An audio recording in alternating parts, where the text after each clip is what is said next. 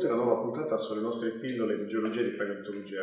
Oggi parleremo di due animali molto particolari che abbiamo potuto incontrare in Sardegna circa 23 milioni di anni fa.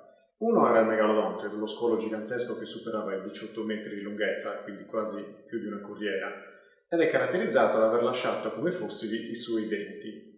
Come vedete qui questo è un dente di circa 10 cm, al quale manca purtroppo la parte superiore. Un altro animale che invece avremmo potuto incontrare nelle coste è il coccodrillo. Noi qui abbiamo trovato un dente di coccodrillo che viene dal geosito di Duidru, ed è una cosa molto particolare perché ci fa capire appunto il tipo di clima e l'ambiente che c'era in Sardegna 20 milioni di anni fa.